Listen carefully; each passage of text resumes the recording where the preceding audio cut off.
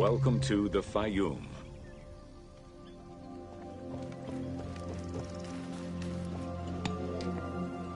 The Fayoum Oasis is an enormous basin in the western desert that formed from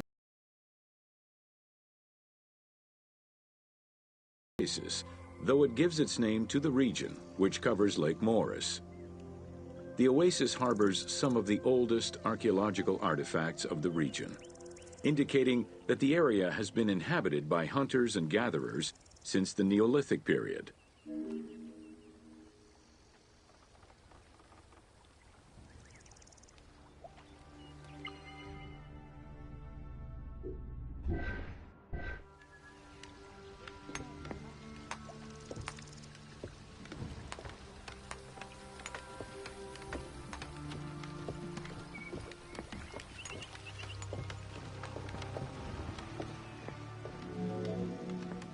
The Fayoum Oasis drains into Lake Moeris, which was a large freshwater lake, but at some time became a saltwater lake. In the 12th dynasty, ancient Egyptians redirected the water flow with a dam and dug a supply canal using the lake as their reservoir. Irrigation enabled them to continue growing crops of figs, grapes, and olives year-round.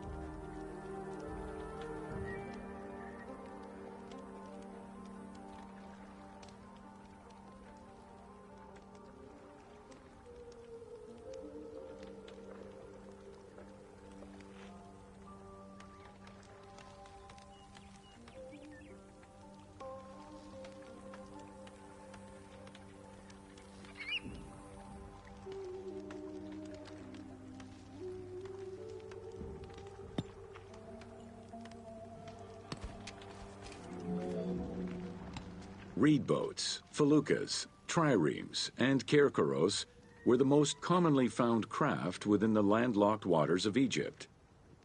They were used for various purposes, ranging from daily fishing, trade, warfare, and travel, to the ferrying of massive stone blocks used to build the great monuments of Egypt.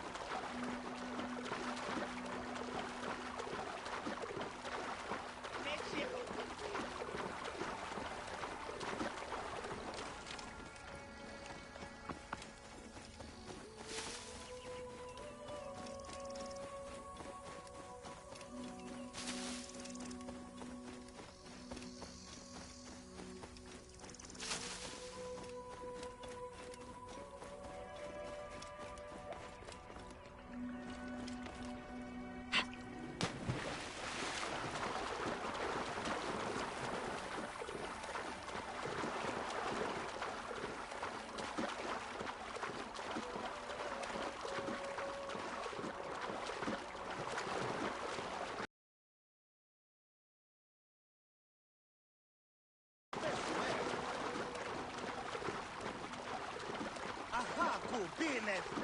Wisuka ie waresene.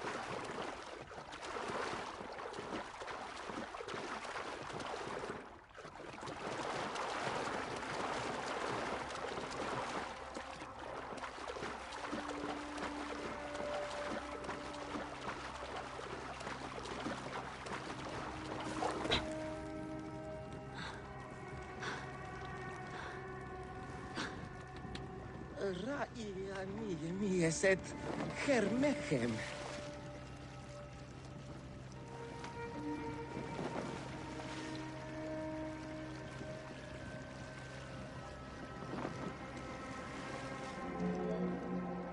The most impressive pyramids of ancient Egypt date from the Old Kingdom and can be found on the sites of Giza, Saqqara, and Dashur. However, one particularly famous pyramid of the time is located elsewhere. During the Middle Kingdom, some pharaohs chose the Fayum as their final resting place. One such ruler was Amenemhat III. His pyramid left a mark on the imagination of antique chroniclers. They referred to it as the Labyrinth, mostly due to the vast mortuary temple complex at the foot of the pyramid. Herodotus mentioned that he had visited 12 courts and over 3,000 of its chambers. But he was also well known for being prone to hyperbole.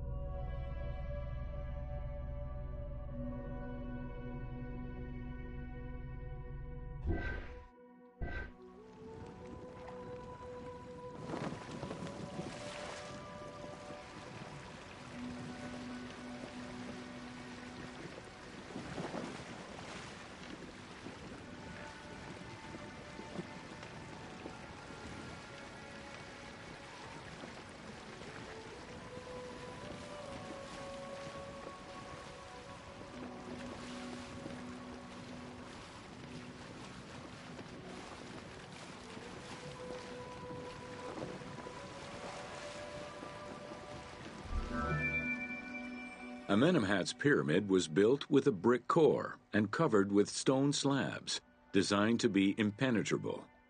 The burial chamber, made out of a single block of sandstone, is unique in its design. Richard Lepsius and Flinders Petrie both explored the pyramid site, measuring 385 meters by 158 meters, and identified it as the location of the labyrinth. Their research conditions were difficult, as most of the site had been submerged by the nearby canal. Furthermore, the stones from the complex and the outer casing of the pyramid had been quarried away long ago. Ubisoft decided to give life back to this lost monument and the many crypts that were said to be devoted to the sacred crocodile god, Sobek.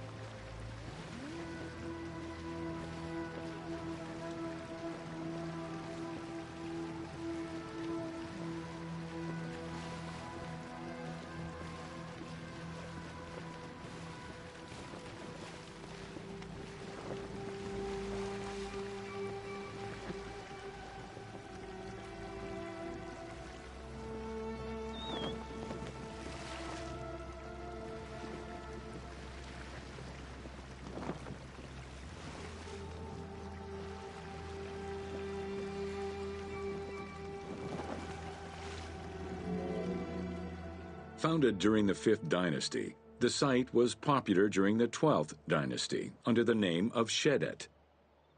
During the Ptolemaic era, the metropolis was named Crocodilopolis by the Greeks, in honor of the crocodile god Sobek. During the Greco-Roman era, the Clearchs, soldiers of the Ptolemies, settled there after their military service and expanded the irrigation systems. Irrigation and water distribution tripled the arable land and turned the city into a lush and rich area. 27,000 inhabitants lived in its precinct at its height.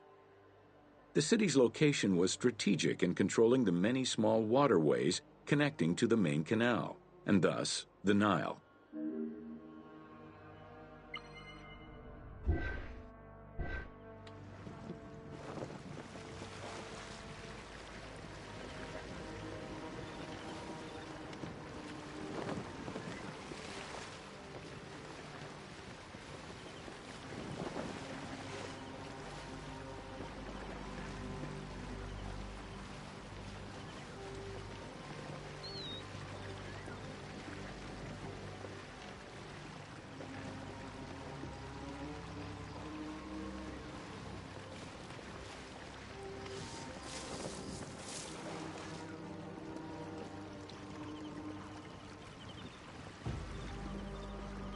Figgin!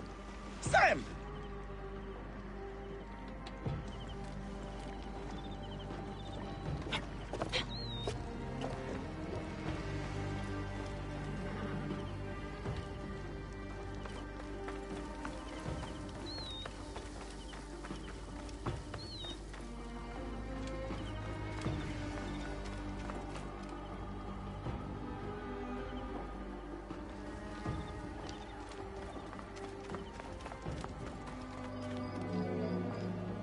The region's main cult was that of Sobek of Shedet, a divinity associated with water and fertility, both very important to an area that depended on irrigation. Many local villages had the title Town of Sobek added to their official designations. During festivals, ancient Egyptians recited hymns to Sobek, asking for his divine intervention.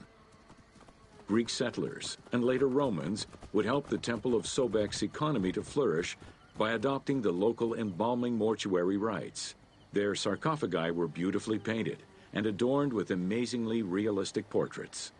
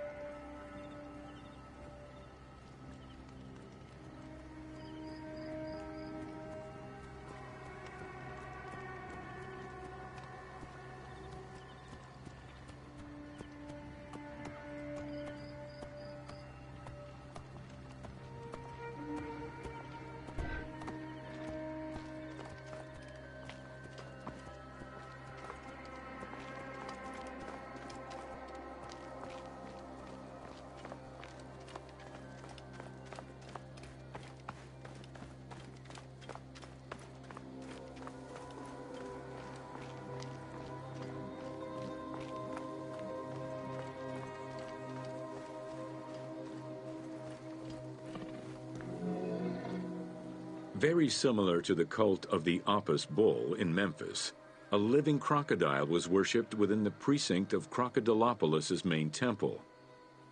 Known as Sobek to the Egyptians and Sukkos to the Greeks, it was reported by Strabo that priests fed it with meat, wine, and honeyed milk. They covered its body with jewels and gold. After its death, it was embalmed and placed within the crocodile's grotto, alongside thousands of other mummified crocodiles.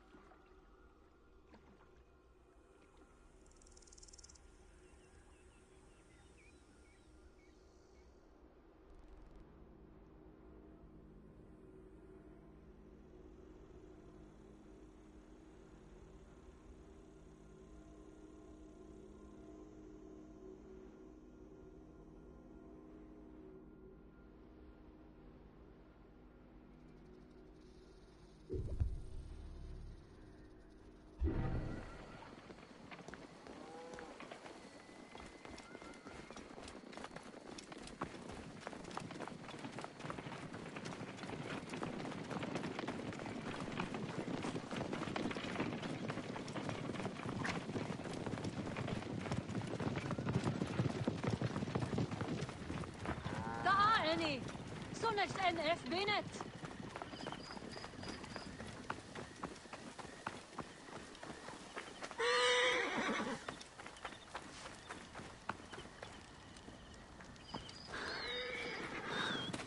Wat is samen? Wek, susse tempo.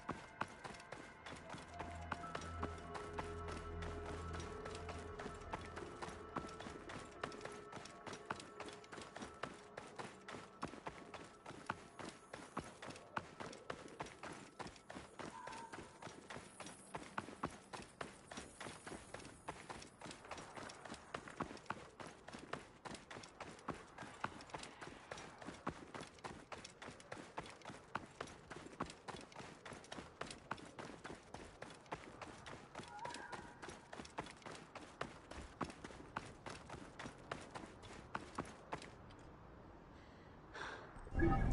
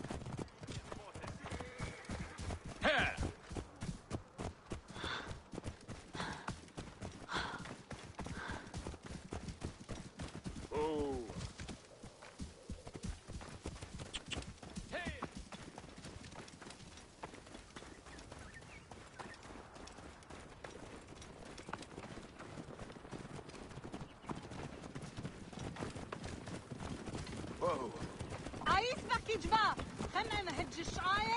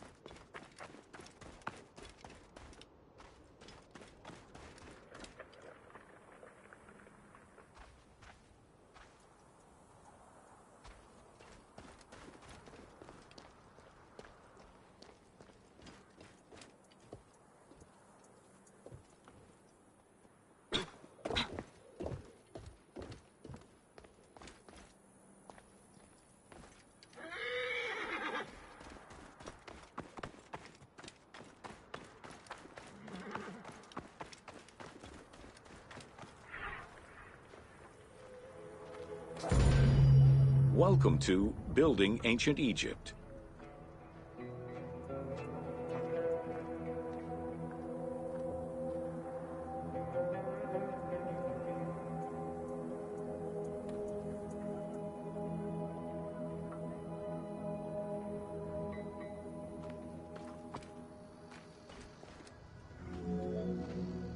Constructed with bricks made of mud, most ancient Egyptian buildings were not permanent.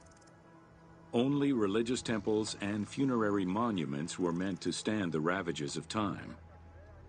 For these very important structures, Egyptians used limestone, sandstone, and harder materials, such as granite, quartzite, and travertine. These heavy stone blocks were so prized that they were often transported from quarries located hundreds of kilometers away.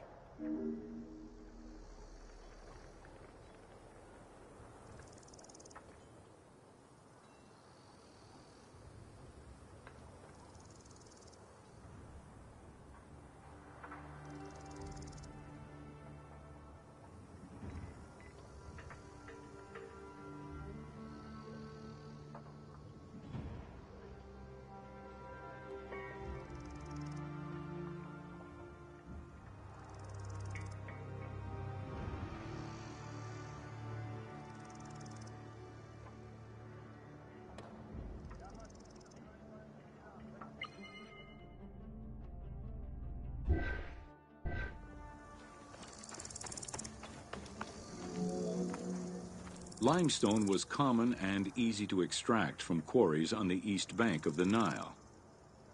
This particular limestone had marine fossils in it, however, preventing it from being easily decorated and polished. Used as the main building material, the structure would then be finished with a finer limestone that was polished smooth and decorated as needed. Limestone was used for the building of the first pyramids and for most of the religious buildings of the Old and Middle Kingdoms.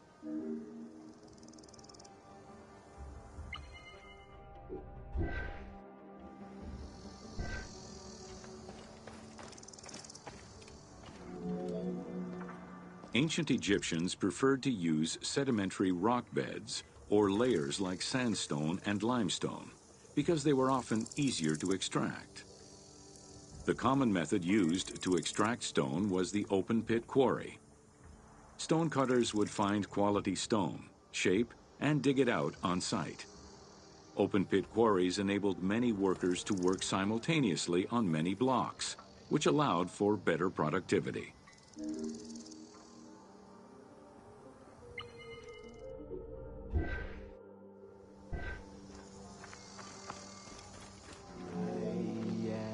Workers would draw a large grid directly on the stone's surface, taking care to leave a space between the blocks. This allowed them to isolate the different blocks and create a trench that would make the extraction easier. Stoneworkers used iron chisels for hard rock and bronze or copper tools for softer rocks such as limestone. Removing material between each block created a trench line. In some quarries, that trench was wide enough to accommodate a worker, who would then cut the block entirely on site. For harder rocks like granite, workers cut a series of holes and hammered wooden wedges into them. They then soaked the wood until it swelled and caused the rock to split.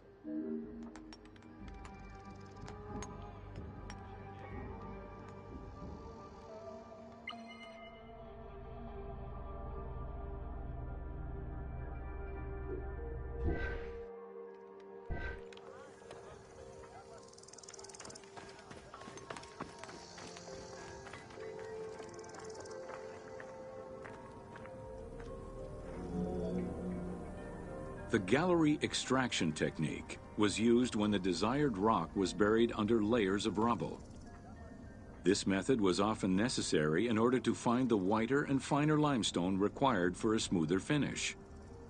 The first step was for the stoneworkers to create an access pit that would allow them to reach the desired wall of stone.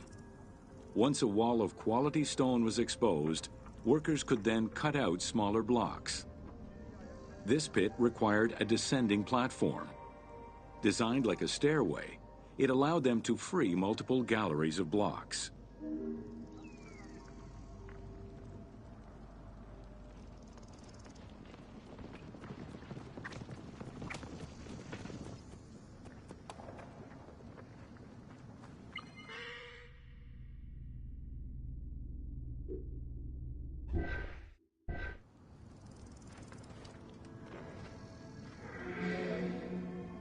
To cut the stone, they created a longitudinal kerf, or slit, and then cut the rock at a 90-degree angle.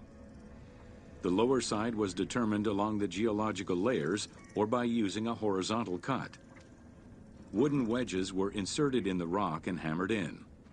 Shock waves were then generated using hammers, fracturing the blocks at the seam.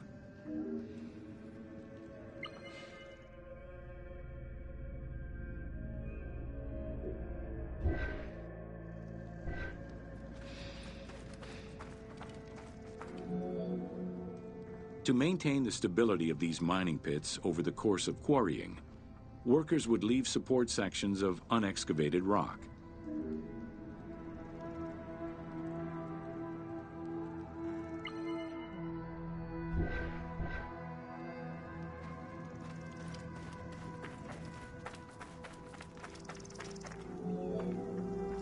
In every quarry, dedicated shrines were established to offer protection for the workers. In particular, Serket, the scorpion goddess, was considered a very powerful deity among quarry workers. Every mine and quarry of ancient Egypt included a scorpion charmer who was said to use magical powers to ward off the dangerous insects and keep the workers safe.